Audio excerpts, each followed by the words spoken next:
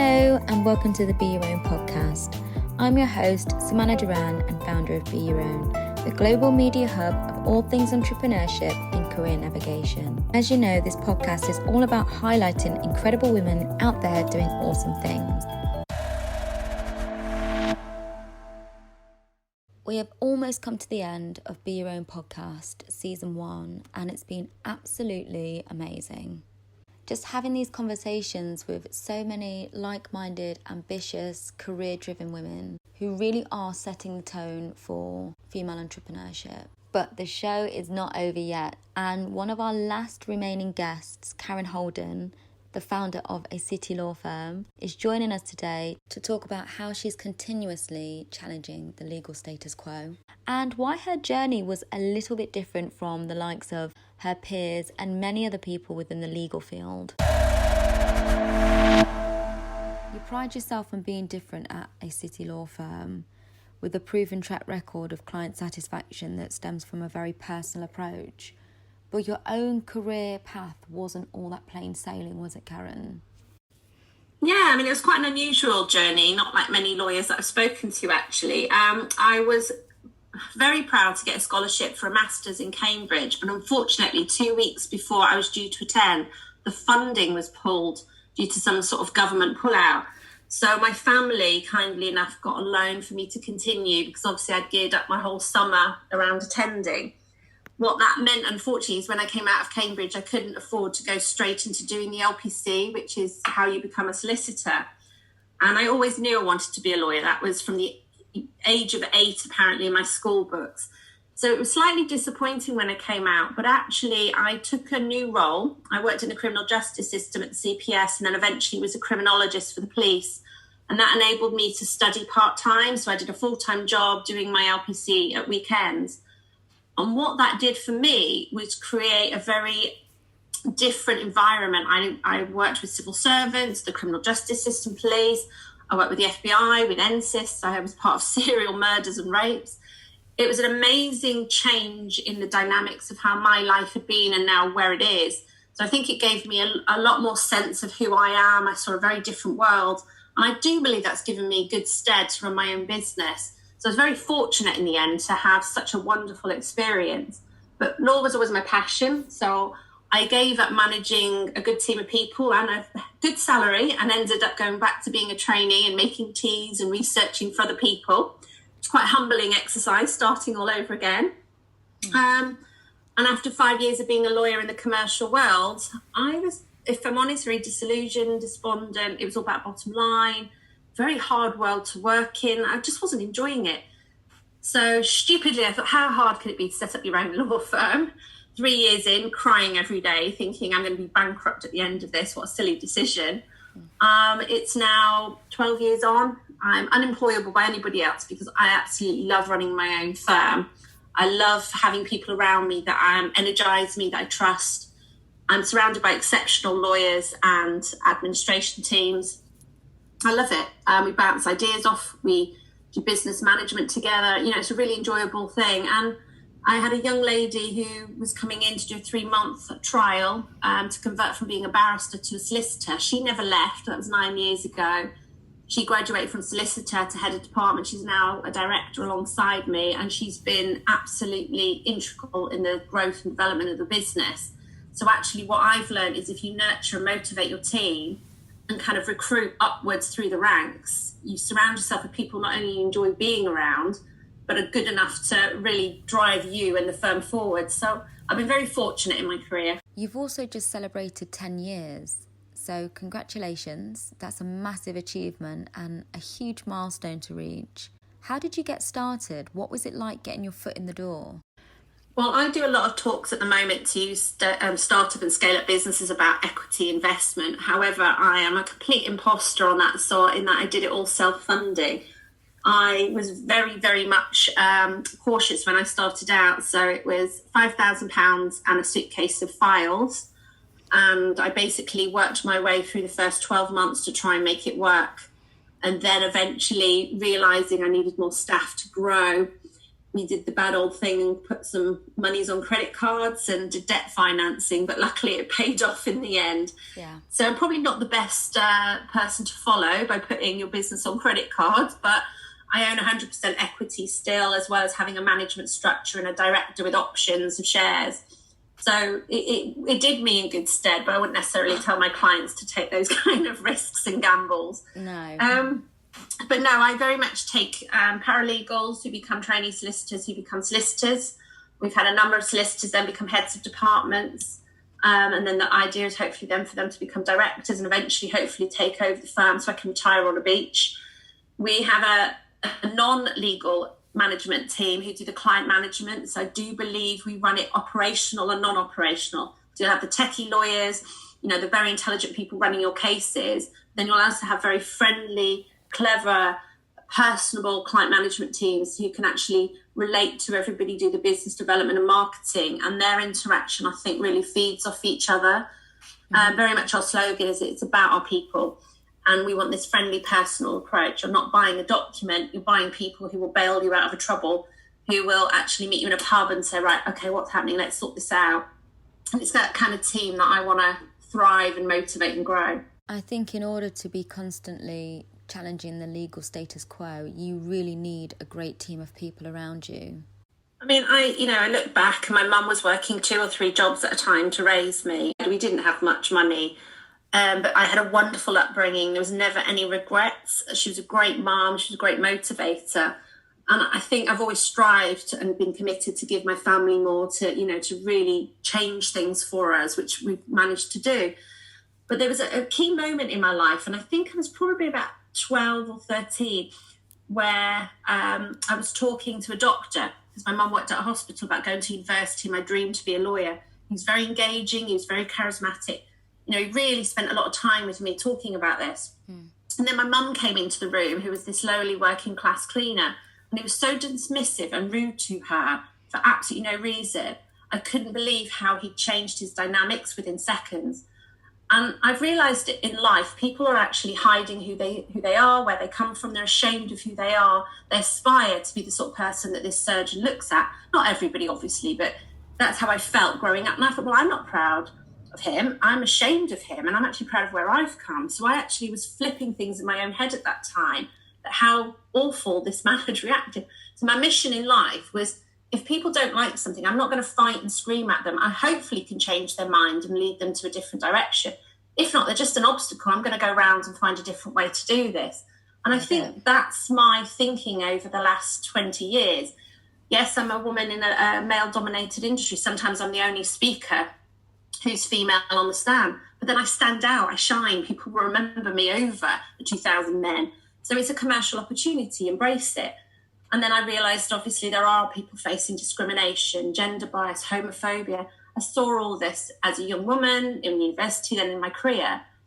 And I take the approach that if I can't change people's minds with positive reinforcement, which is the way to do it, I'm not going to shout and scream and bitch and moan. I'm just going to go round them and change things. And I think that's just the way, as a litigator, a lawyer, in my mind, I've always been, present the facts, do what you can, mould it to work for you, and if it doesn't, change it.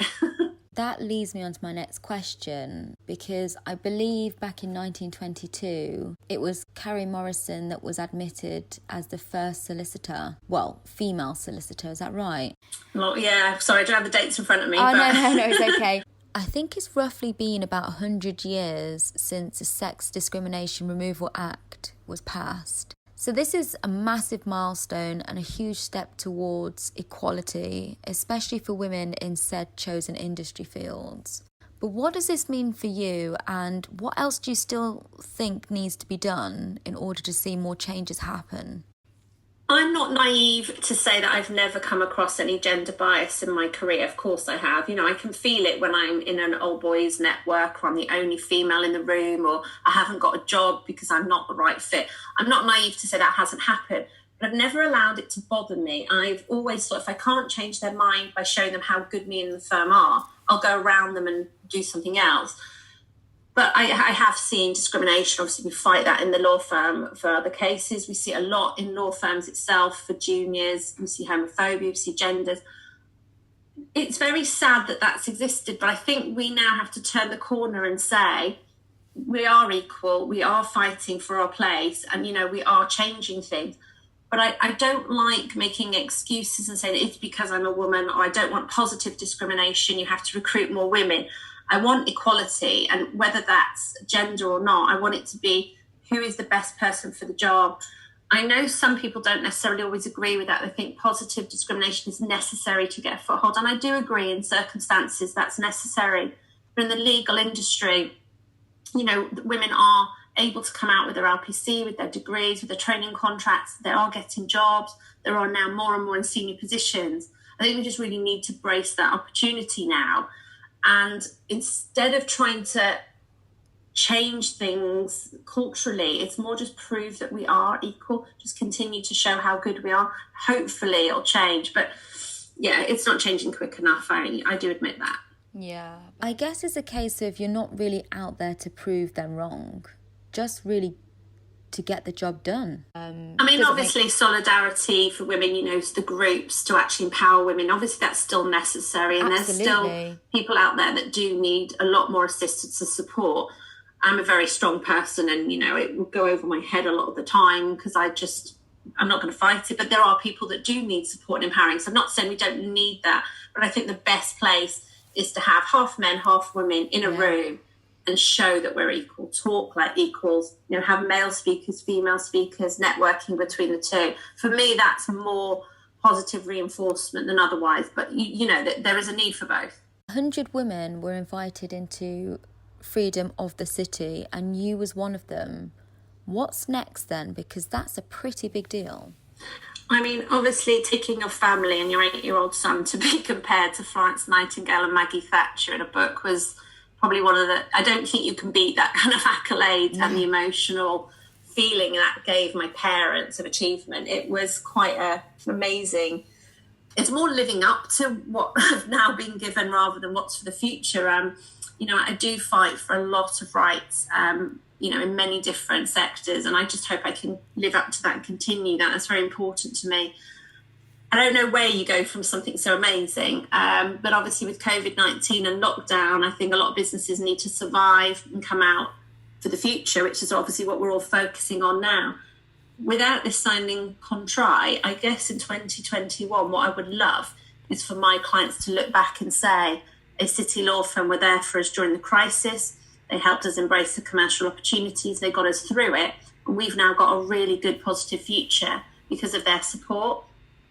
If they can say that next year, that's my job done, that's my intention.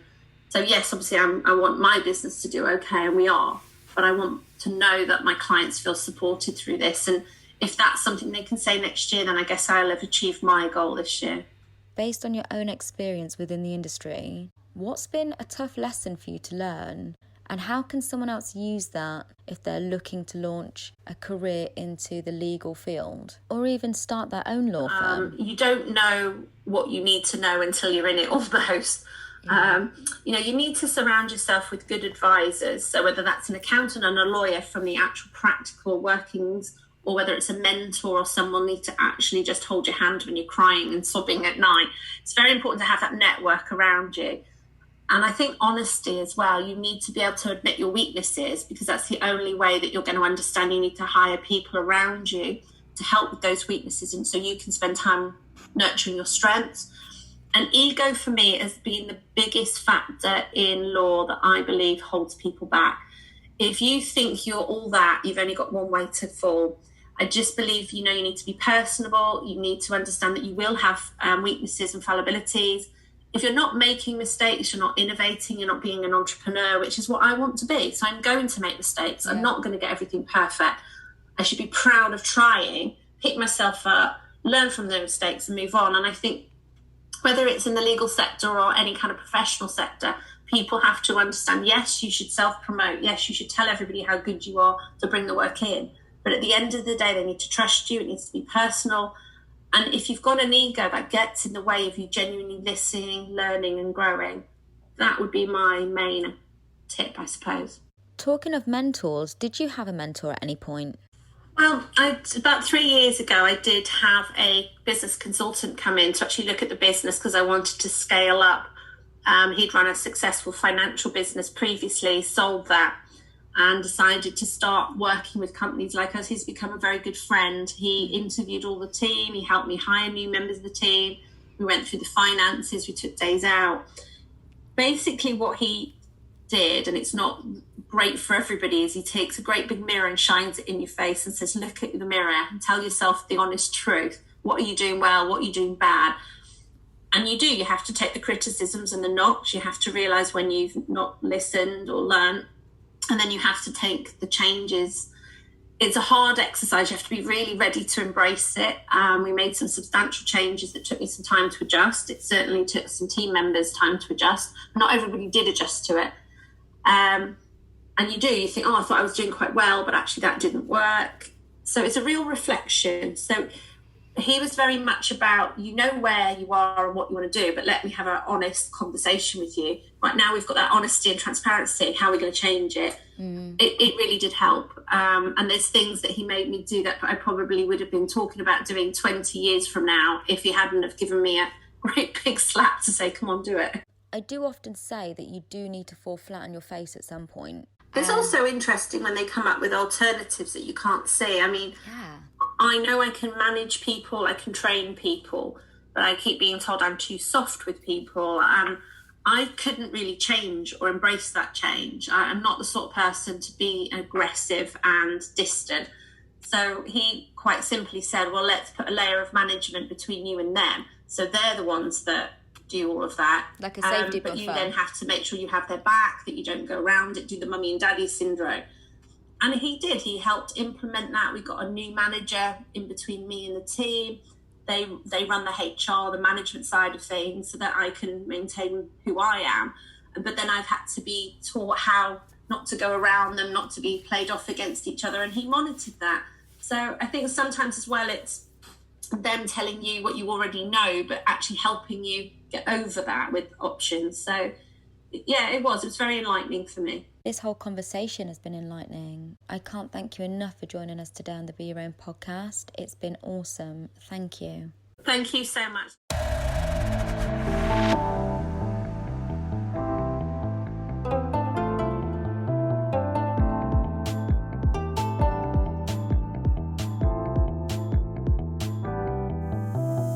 Hello and welcome to the Be Your Own podcast. I'm your host, Samana Duran, and founder of Be Your Own, the global media hub of all things entrepreneurship and career navigation. As you know, this podcast is all about highlighting incredible women out there doing awesome things.